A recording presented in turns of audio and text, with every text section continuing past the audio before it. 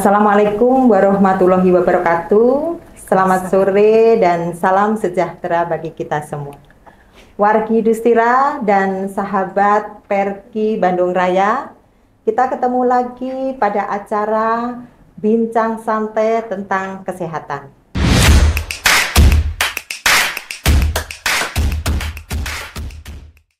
Pada hari ini sangat luar biasa, bertepatan dengan Hari Kesehatan Nasional, kami akan mengucapkan Selamat Hari Kesehatan Nasional. Hari ini kita diingatkan untuk lebih peduli menjaga kesehatan kita dan keluarga kita. Baik, saya Teteh Yuni, kurang lebih 30 menit ke depan akan memandu acara podcast ini. Dan dalam rangka Hari Kesehatan Nasional, Perki Bandung Raya bersama Rumah Sakit Dustira bekerja sama mempersembahkan podcast tentang kesehatan, yaitu Cardio Talk. Dan pada sore hari ini kita juga akan membahas tentang mitos dan fakta sekitar penyakit jantung. Dan pada sore hari ini telah hadir dua dokter narasumber yang luar biasa. Akan kami kasih pantun dulu. Ke Bangkalan lewat Jember. Ke Jember naik pesawat udara. Kita hadirkan narasumber yang luar biasa.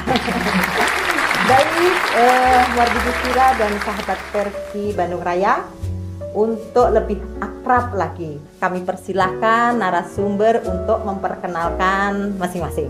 Silahkan, Dok. Terima kasih Teteh Yuni. Assalamualaikum warahmatullahi wabarakatuh. Perkenalkan, saya Dr. Shirley Yosefina Feryani, spesialis jantung pembuluh darah. Saat ini saya bertugas sebagai dokter spesialis jantung di Rumah Sakit Dustira. Alhamdulillah dari sejak saya lulus saya sudah praktek di sini dari 2012 ya. Sudah lama. Cukup lama, cukup senior ya. Nah, mungkin sekian ya, ini saya beri kesempatan buat yang muda ya, ini. Perkenalkan, saya dengan Dr. Muhammad Raihan Ramadan, spesialis jantung pembuluh darah. Kebetulan saya baru selesai, Dok. Baru selesai. Menyelesaikan studi saya di Universitas Padjadjaran. Oh, luar biasa. Baik, Dok, tadi sudah kita sampaikan bahwa kita akan membahas tentang fakta dan mitos sekitar penyakit jantung. Ya. Nah, mungkin posisi saat ini, Dok, untuk penyakit jantung itu populasinya atau morbilitasnya itu sekitar berapa, Dok? Baik dari regional maupun nasional. Ya, jadi memang penyakit jantung ini tuh sekarang menjadi perhatian. Bukan sekarang ya, sekarang udah beberapa tahun terakhir itu dia menjadi perhatian karena ternyata angka kejadian penyakit jantung meningkat. Sebelum kita membahas kematian, mungkin saya review singkat ya untuk masalah sakit ini. Ternyata selain kalau penyakit jantung yang ada di masyarakat itu mayoritas berpikir serangan jantung, penyakit jantung koroner. Tapi ternyata ada gagal jantung, ada gangguan irama jantung, ada penyakit katup, ada penyakit kelainan bawaan, banyak ya. Nah, untuk penyakit jantung ini sendiri secara global mungkin memang PJK ya, penyakit jantung koroner, ternyata cukup tinggi angka kematiannya. Secara nasional itu dia sekitar 13% ya, 13, sekian ya. Tapi memang tidak tertinggi ternyata. Stroke itu nomor 1 di Indonesia. Tapi kalau untuk secara dunia, ternyata ini penyebab kematian terbesar. Jadi 9 juta kematian per tahun itu penyakit jantung aja. Baik, wargi Dustira dan sahabat Perki, ternyata penyakit jantung itu merupakan penyakit yang menyebabkan kematian. Kalau dunia nomor 1 ya, Dok ya. Kalau Indonesia mungkin nomor 2. Ya. Baik. Nah, ini berkembang beberapa mitos ataupun statement-statement, Dok. Nah, pada sore hari ini kita akan mengupas biar wargi Dustira ataupun sahabat Perki paham tentang itu mitos atau fakta. Baik, ini tolong karena banyak ini pernyataannya bisa dibagi-bagi yang menjawabnya. Ini ada yang menyatakan bahwa ini mitos atau fakta, meninggal mendadak pasti penyakit jantung. Ini, Dok. Bisa iya, bisa tidak ya, Dok ya. meninggal mendadak memang identik sekali dengan Betul. penyakit jantung, terutama mungkin penyakit jantung koroner ya dok ya, Iya. atau mungkin pada masyarakat dikenal dengan serangan jantung. Iya. Angin duduk. Betul. Angin duduk. Nah, tapi sebenarnya untuk meninggal mendadak sendiri penyakit jantung mungkin banyak jenisnya, tadi Iya. sudah dijelaskan dengan dokter. Jadi bisa iya bisa enggak ya dok? Iya. Mungkin dokter ada tambahan dok? Ya, jadi secara umum mungkin fakta ya sakit jantung. Tapi sakit jantung apa? Apakah itu koroner atau jangan-jangan gangguan irama? Aritmia. Iya. Nah, ini mungkin belum terlalu mencuat ya. Jadi tiba-tiba meninggal usianya muda banget. Nah, itu mungkin penyebabnya dari aritmianya gitu. Jadi setengah-setengah ya. Setengah-setengah ya. Hampir benar lah ya. Baik, selanjutnya ini.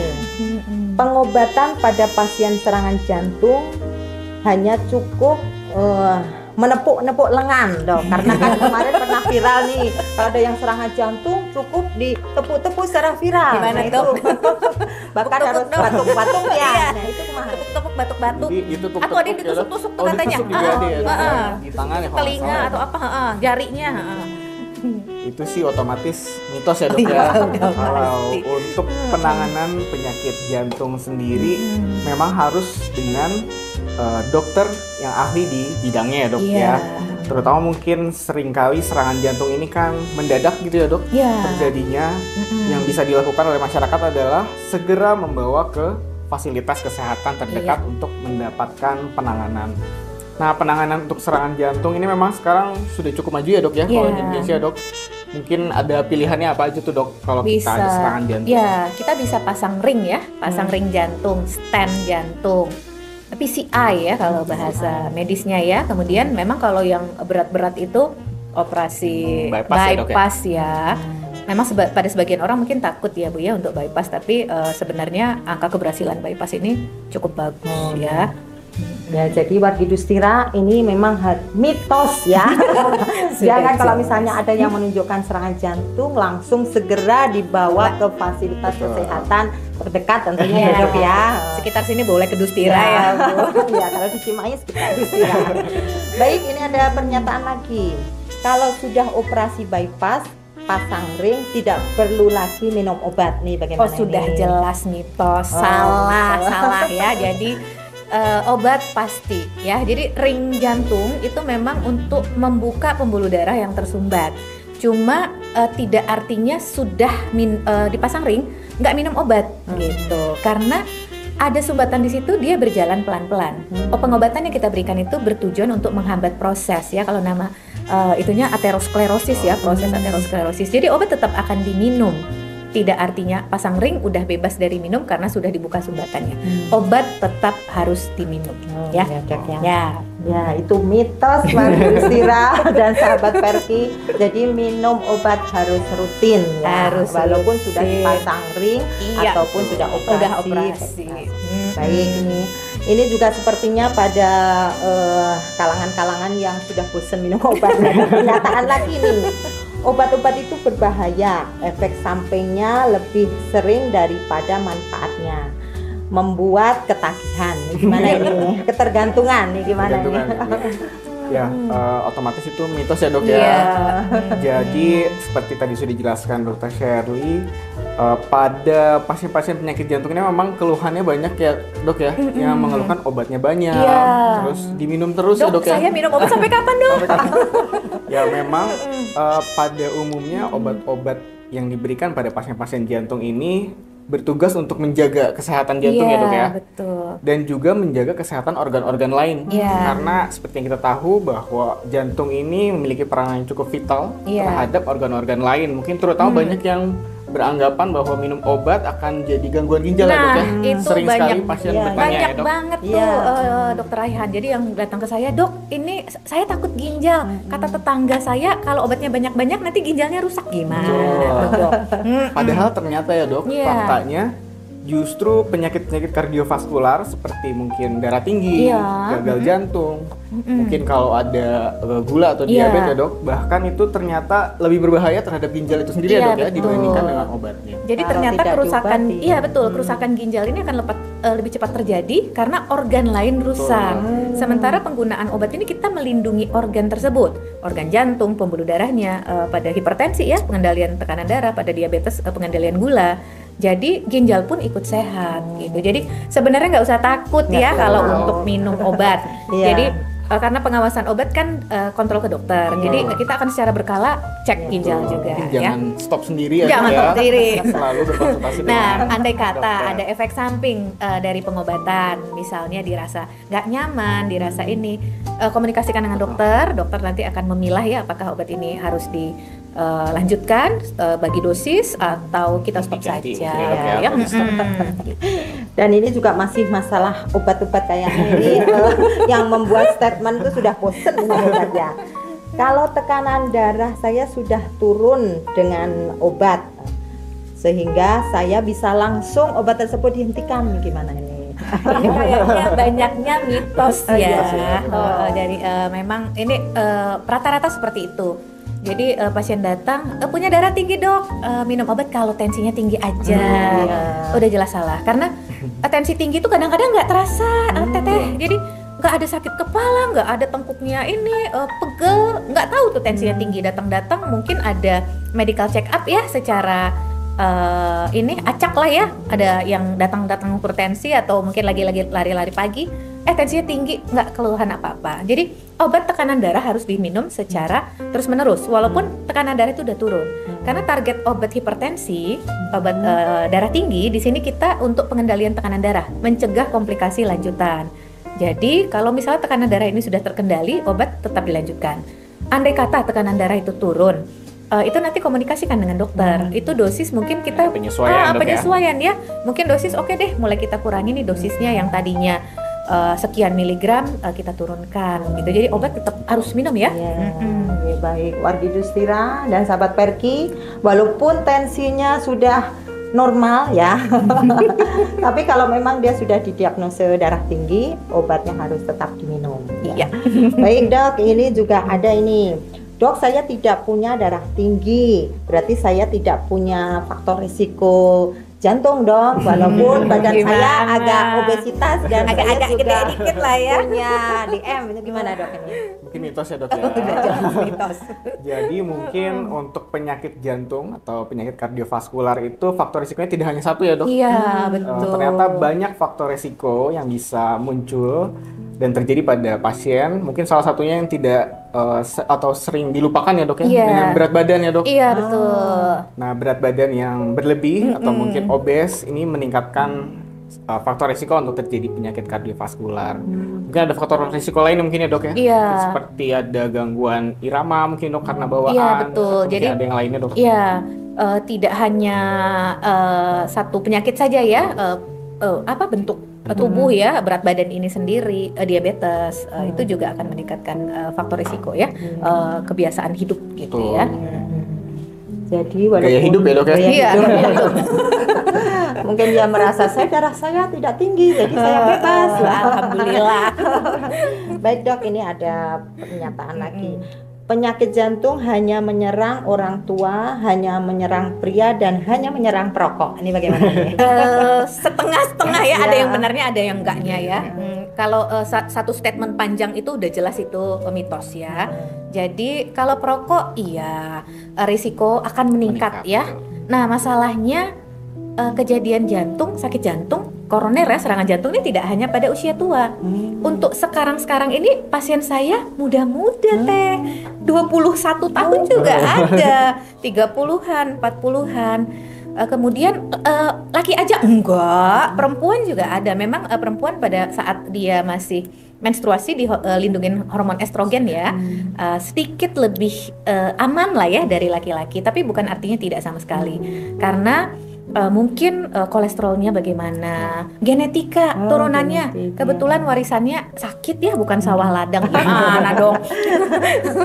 Kemudian pola hidup sekarang, tadi saya sudah singgung ya, Dokter Raihan ya, pola hidup zaman sekarang tuh kita banyaknya duduk, sedentary life namanya ya.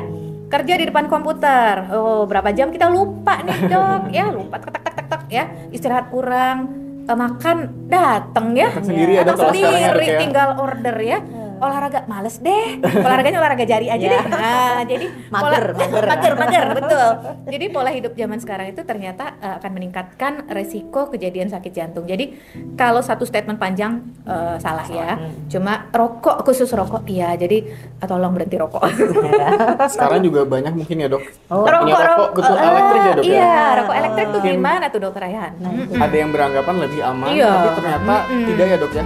Salah ya. Bahkan mungkin di negara-negara lain sudah juga dilarang ya dok. Dilarang. Ya. Jadi sebenarnya untuk jantung dia tetap bermasalah walaupun nggak ada nikotinnya ya, karena kan ada zat lain.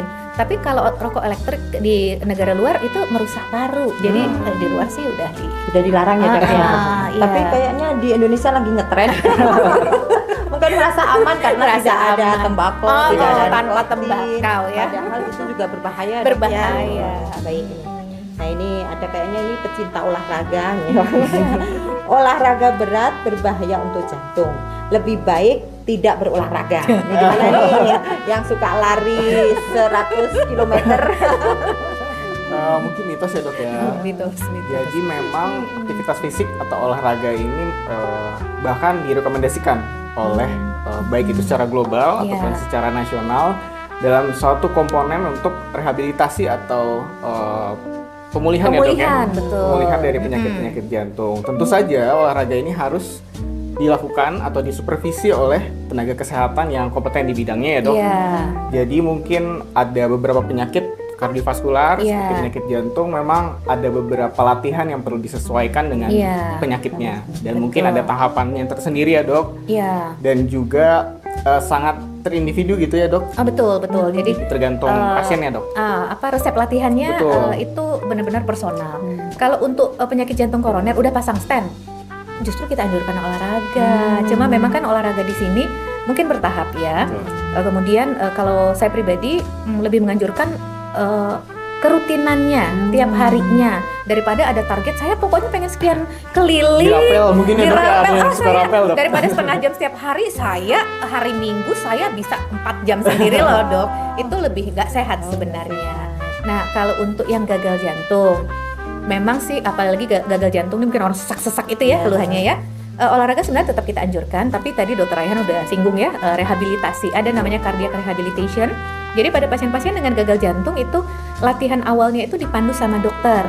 Nah, jadi dia resep latihannya gimana nih yang aman. Jadi tidak meningkatkan resiko pada pasien ya, tapi pasiennya bugar gitu. Jadi itu udah jelas mitos. Olahraga boleh asal terukur dan continue ya dok ya. Betul. Jangan dirapel tadi ya. Konsisten itu kalau bahasa saya ke pasien saya istiqomah ya. Jangan awal-awal sakit aja nanti lupa lagi. Baik dok, ini masih ada lagi nih, detak jantung tidak teratur. Itu biasa. Nah, bukan penyakit. Gimana ini? Detak jantungnya tidak teratur tapi dia merasa itu mah biasa. Itu gimana? Ya, tadi mungkin kita sering bahas penyakit jantung koroner yang ngetren banget ya dok ya di masyarakat. Namun ternyata ada populasi atau pasien-pasien yang mengalami gangguan irama.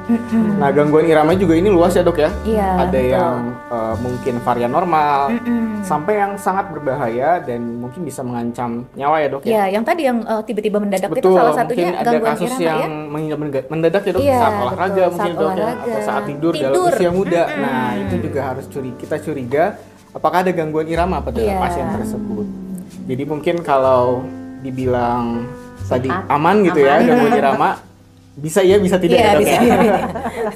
Kayaknya lebih baik memeriksakan diri ya. Apakah ini pasien yang berdebar harus ke dokter ya dok? Berdebar yang relatif aman fisiologis ya, atau jangan-jangan patologis nih, ada potensi untuk masalah jantung berikutnya. Mungkin kalau berdebar-debar tanggal tua itu itu yang aman. Atau Dokter Raihan sudah menikah? Belum? Belum dok. Kalau Dokter Raihan melihat ada yang menarik gitu ya, mungkin berdebarnya normal ya. Iya, normal itu. Baik, ini masih ada lagi dok. Nah, ini kalau sudah pasang alat bantu jantung nih, apakah tidak boleh berpergian atau naik pesawat? Ini gimana dok? Ya? Aduh, mungkin kayaknya tahu sih ya. mitos banget tuh ya, alat pacu jantung. Iya. Itu katanya nggak boleh deket-deket HP, nggak boleh magnet nggak boleh naik pesawat. Itu mitos. Jadi alat-alat pacu jantung sekarang tuh bagus-bagus ya. Bahkan ada yang ini ya, yang benar-benar untuk lewat alat detektor pun ada yang sekarang. Cuma memang yang banyak-banyak dipakai itu untuk lewat detektor metal. Jadi kalau misal ke mall atau ke bandara, ke tempat-tempat yang harus ada pemeriksaan, hindari. Tunjukkan aja kartunya. Ini saya setiap pasien mungkin akan punya kartunya kartu dok ya. Saya pasien dengan alat pacu jantung. Jadi pemeriksaannya tuh yang manual tuh yang pakai security aja. Kalau untuk lewat alat detektor sih disarankan tidak ya. Cuma untuk berpergian silahkan. Kasihan banget ya pasang alat pacu jantung nggak bisa menikmati hidupnya ya. Mitos Mitos nih. Baik, ini masih ada lagi nih. Pasien gagal jantung tidak boleh minum air banyak. Lebih baik dikurangi secara drastis. Ini ya. Mungkin bisa iya bisa tidak ya dok ya tentang masalah konsumsi air pada pasien dengan gagal jantung. Yang pertama kita harus tahu dulu tipe dari gagal jantungnya dok ya. Betul. Ada yang bermasalah dengan fungsi pompa, jadi fungsi pompa yang menurun. Ada gagal jantung dengan fungsi pompanya mungkin baik ya dok ya. Iya. Dok Raihan, kayaknya saya mau pengen ini dulu deh, ada menjelaskan dulu deh. Gagal jantung di sini mungkin bahasanya nggak enak banget ya, ya. Apa sih gagal jantung itu? Gagal jantungnya nggak kerja, berhenti. Jadi sebenarnya gagal jantung tuh bukan jantungnya berhenti ya, cuma dia tidak sanggup memenuhi kebutuhan dia. Nah, cuma tadi yang Dokter Raihan singgung tuh ya, ada gagal jantung yang memang kemampuan pompanya turun ya. Mungkin karena udah pompanya kurang bagus ya dok ya. Apalagi tuh dok itunya jenis gagal jantung yang lain. Tapi kita juga ada gagal jantung dengan pompanya bagus, tapi ternyata pada fase relaksasi jantung mungkin ada gangguan pada pengisian ya dok ya, fase pengisian. Nah ini mungkin akan berbeda penanganannya dok, berkaitan dengan asupan dari cairan betul. Dan tentu saja harus dengan pengawasan dokter ya dok ya. Jadi akan selalu berbeda setiap pasiennya, kondisinya mungkin ternyata kita lihat sedang kelebihan cairan, berarti kita harus kurangi cairannya dok ya. Tapi kalau misalnya ternyata ada kondisi dia butuh cairan, bisa kita naikkan cairan mungkin seperti itu dok. Iya, mungkin gini ya, kalau kasar-kasarnya kalau yang sesak-sesak kakinya bengkak, perutnya gede gitu ya. Nah itu cairannya boleh dikurangi, tapi jangan drastis. Apa bahasanya tadi? Nggak minum sama sekali ya? Jangan ya. Jadi boleh itu kemungkinan besar gagal jantung dengan pompa jantung lemah ya. Jadi sirkulasi cairannya jantungnya kerjanya kurang. Itu boleh dikurangi, tapi dokter mungkin akan memandu jumlah cairannya. Tapi kalau misalnya gagal jantung yang tadi Dokter Raihan sebutkan, pompa jantungnya bagus, gangguannya direlaksasi saja. Itu seringnya pada yang jantung tebal ya, bengkak ya, hipertensi. Jumlah cairan sebenarnya nggak ada batasan. Tentunya harus dikonsultasikan ya dok ya. Jangan ngejatuh, saya nggak usah minum nanti saya jadi sesak. Itu ada, nanti harus konsultasi. Ini ada lagi dok nih. Ini mungkin pada pencinta makanan vegetarian nih. Makanan vegetarian otomatis bebas risiko jantung, penyakit jantung. Ini mitos ya. Vegetarian dia nggak makan protein ya, hewaninya ya. Bukan artinya bebas 100% dari sakit jantung ya, karena kan tadi kita udah singgung-singgung juga ya dok ya, penyebab sakit jantung itu kan resiko kejadian sakit jantung itu kan banyak ya, dari genetika, dari penyakit lain ada nggak, hipertensi, kemudian diabetes, kemudian jangan berpikir vegetarian kolesterolnya pasti aman, atau orang yang kurus katanya kolesterolnya ada yang gendut kolesterolnya pasti tinggi, yang kurus-kurus itu salah. Dan mungkin sampai saat ini juga belum ada rekomendasi dari secara global ataupun secara nasional bahwa diet jantung harus vegetarian juga tidak ada ya dok ya. Enggak. Memang sih memperbanyak direkomendasikan ada diet seimbang dan terukur ya dok ya. Betul, dia seimbang dan terukur. Jangan sampai dia tidak makan daging tapi makan gula banyak, makan garam banyak, itu ya dok ya. Memang daging di sini nggak pakai jeroannya ya, nggak pakai lemaknya ya. Oh iya, jadi daging polos. Baik dok, ini masih ada lagi nih. Nih, stres tidak bisa menyebabkan penyakit jantung, hanya bikin emosi saja. Gimana tuh dok Rayhan? Mungkin bisa iya, bisa enggak ya dok.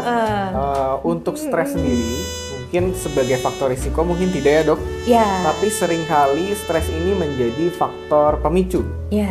dalam beberapa kasus penyakit kardiovaskular ya dok ya. Iya, betul, Mungkin ada betul, contohnya, mungkin pasien dengan serangan jantung itu mungkin pemicu dari stres. Iya. Itu bisa banget ya dok ya. Bisa Jadi sering banget. terjadi. Jadi memang udah punya faktor risiko. Taruhlah misalnya memang kebetulan pasien hipertensi atau diabetes. Baik stres psikis, pikiran maupun fisik Fisik ya, ya, dok. terlalu berlebihan ya kegiatannya mencetuskan serangan jantungnya. Tapi bukan stres inilah yang menjadi Satu-satunya penyebab faktor gitu ya, dok. penyebab ini ya.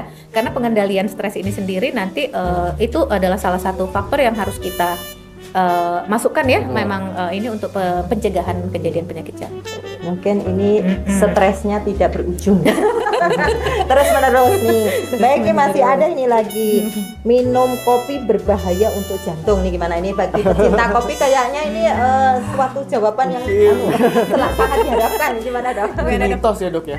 Kalau Minum kopi berbahaya. itu berbahaya. Oh iya. Jadi ternyata mungkin saat ini studi-studi menyebutkan bahwa konsumsi kopi tentunya dalam jumlah yang ditentukan ya dok ya, tidak berlebihan dan juga tanpa gula dan juga tanpa penambahan zat-zat lain seperti mungkin ada susu mungkin ada atau creamer. Kalau kopi kekinian gimana tuh?